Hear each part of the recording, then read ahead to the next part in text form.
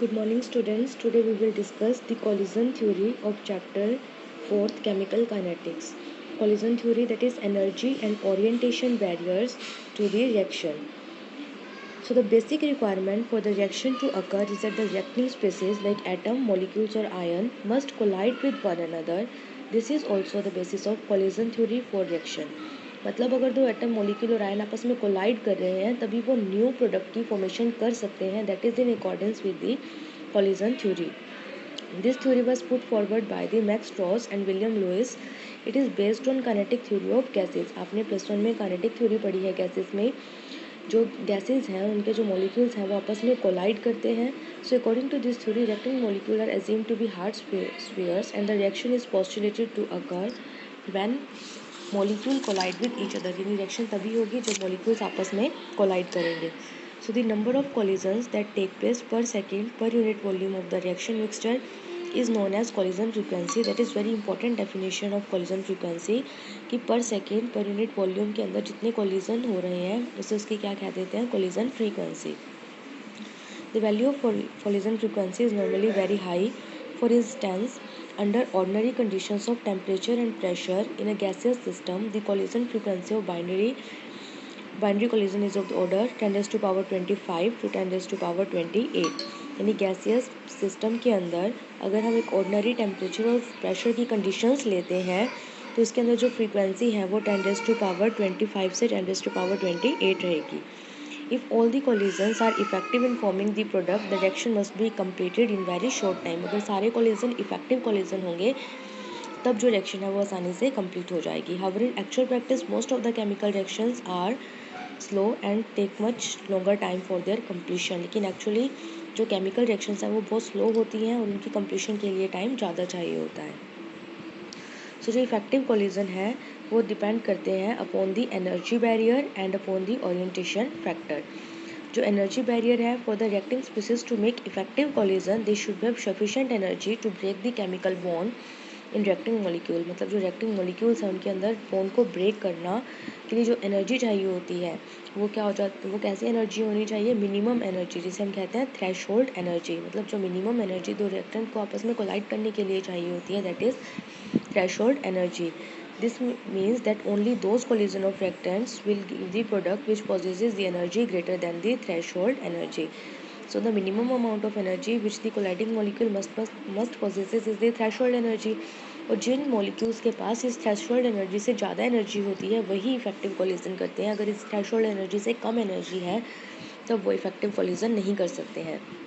Next is the orientation barrier. जैसे NO2 NO2 आपस में कंबाइन करके N2O4 बनाते हैं. अगर इनकी ओरिएंटेशन प्रॉपर है लाइक NN आपस में इस तरह से ओरिएंटेड रहेंगे तो प्रोडक्ट फॉर्मेशन इजीली होगा क्योंकि कोलिजन बहुत आसानी से हो जाएगा.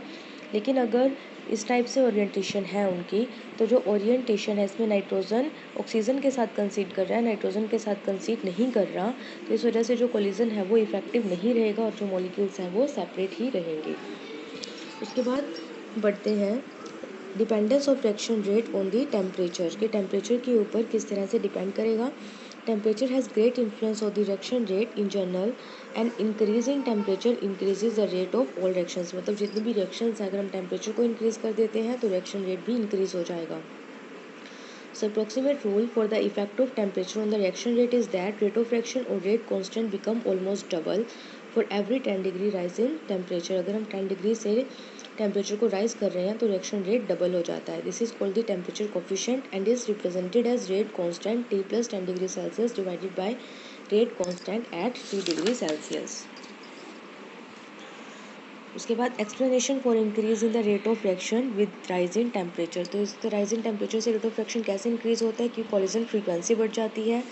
जो इफेक्टिव कॉलिजन है वो इंक्रीज हो जाते हैं क्योंकि उनकी थ्रेशोल्ड एनर्जी क्या हो जाती है, इंक्रीज होती है, जिस वजह से जो मोस्ट प्रोबेबल काइनेटिक एनर्जी जो मॉलिक्यूल्स के अंदर है वो हाई हो जाती है और वो हाई पीक शो करते हैं. लाइक दिस इस ग्राफ के अंदर अगर हम एनर्जी और फ्रैक्शन ऑफ मॉलिक्यूल्स को ऑब्जर्व करते हैं तो दो टेम्परेचर लिए गए हैं यहाँ पर T1 एंड T2. जो T2 टेम्परेचर है that is T1 plus 10 degree Celsius. So fraction of molecules capable of effective collision. तो यहाँ पर क्या रिप्रेजेंट कर रहा है कि कितने इफेक्टिव मॉलिक्यूल्स हैं जिनकी वजह से जो प्रोडक्ट की फॉर्मेशन हो रही है. So this are the two temperature. The first is the T1 and second is the T2. अगर हम टेम्परेचर को राइज कर रहे हैं तो उससे जो इफेक्टिव कोलिजन है वो क्या हो जाता है, इंक्रीज कर जाता है। उसके बाद है Arrhenius equation. Arrhenius equation K is equal to A E minus E A upon R T. तो जो एरिनियस इक्वेशन है जिसके अंदर हम ए को एरिनियस फैक्टर या फ्रीक्वेंसी फैक्टर भी कहते हैं, ई ए एक्टिवेशन एनर्जी होती है, R is the gas constant and T is the temperature. अगर हम इसको in the form of log natural लिखते हैं, so it is the log natural K is equal to log natural A minus E A upon R into 1 upon T. Log natural को अगर log में convert करेंगे 2.303 log K is equal to 2.303 log A minus E A upon R T. So log K किसके equal हो जाएगा, log A minus E A upon 2.303 R T. So students अगर हम इसकी स्लोप ड्रॉ करें like 1 upon T log K के against, तो यहाँ पर स्लोप क्या आ जाएगी, minus E A upon 2.303 R. Next हम एंजाइम कैटालिसिस पढ़ते हैं कि जो एक्टिवेशन एनर्जी है वो अगर लो होगी, जो लो एक्टिवेशन एनर्जी है वो उनके अंदर फास्ट रिएक्शंस होती हैं, जो हाई एक्टिवेशन एनर्जी होंगी उनके अंदर स्लो रिएक्शंस होते हैं। अगर दो रिएक्टेंट हैं, पहले वो एक्टिवेटेड कॉम्प्लेक्स बनाएंगे फिर वो प्रोडक्ट की फॉर्मेशन करते हैं। तो जो एक्टिवेशन एनर्जी है उसको हम रिप्रेजेंट कर देते हैं threshold energy minus average kinetic energy of the reactant molecule.